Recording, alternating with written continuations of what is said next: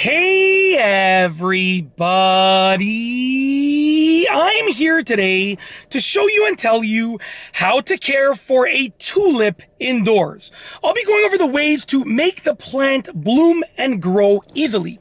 So essentially you can care for a tulip indoors. They grow very well outdoors, and generally we have them outdoors for longer periods of time, but you can care for a tulip indoors and you can make it bloom and grow. So let's get into this. There are essentially four things that I want to talk about with regards to what you should do to get this to bloom and grow. So I just got this tulip and I'm going to be putting it indoors in a vase. So I figured, I got a bunch of them, so I figured that I would show you. I got actually a big bunch of them, and I'm gonna give, I have 4 young kids, so essentially I'm gonna allow my kids to watch their own 4 individual tulips bloom and grow.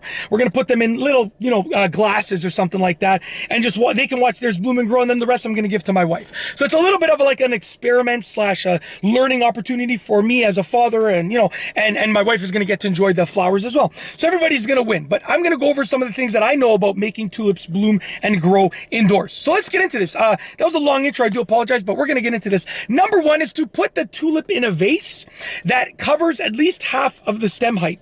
So you don't need to go and get a measuring tape and measure it, but if you can see here, this is probably, I'd say, close to 16 inches. So I would get a vase that covers at least 8 inches. At least 8 inches, so you want closer to 10 inches or something. So get one that covers at least half of the stem height. You want it, number 1, for the support, because as you can see, it's flopping around. You want it for the support, number 1. But number 2, you want to be able to fill up that vase with a good amount of water, and I'll go over that momentarily, okay? Number 2, in addition to the type of vase and the height of the vase, number 2 is to cut the stems on a 45-degree angle. So you want to cut the stems, and you can cut them, you're probably going to have tulips that have already been cut on the stems, but you can cut them a little bit higher on a 45-degree angle. Doesn't matter how high up you go, but you want to stay away from this part where the leaves connect to the stem over here. You can kind of see that little raised part. You want to stay away from that. So go further down from that by a significant amount. But anywhere within this area is good to go. 45-degree angle, that creates a straw-like effect which sucks up the water more efficiently and more effectively, and that's what allows you to get that great growth from the tulips, okay? Number 3 is to put plenty of water and add plenty of water. You want essentially the water to be at least 3/4 of the height of the vase, okay? And that's because these tulips will suck up a lot of water. I've grown them before in vases indoors. I've let them grow and blossom and bloom indoors in vases earlier. Earlier as in earlier in my life, previously. That's what I should have said. And essentially you will be surprised at how much water these things suck up. It's unbelievable. So you want to fill up the vase, close to about 3/4 of the way with water. But once again, you want to try to,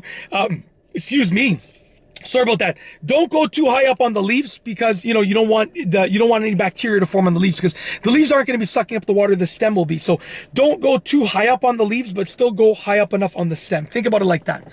Okay? Lastly, number 4 is to change the water every second day.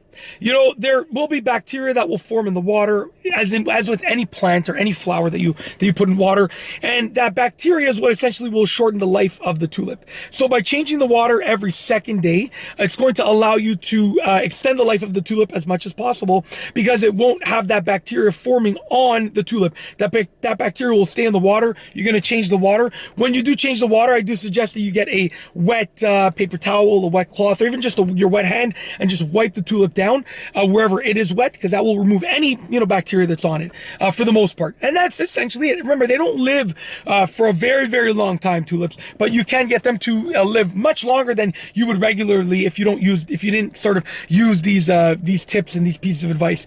And that's it. That is how to care for a tulip indoors, using a vase and water, and that's essentially it. If you like this video tutorial, please be sure to give it a thumbs up. Let me know what you think down below as a comment, and of course be sure to subscribe for more great videos just like this one. And that's all I have for you today. Thanks for watching.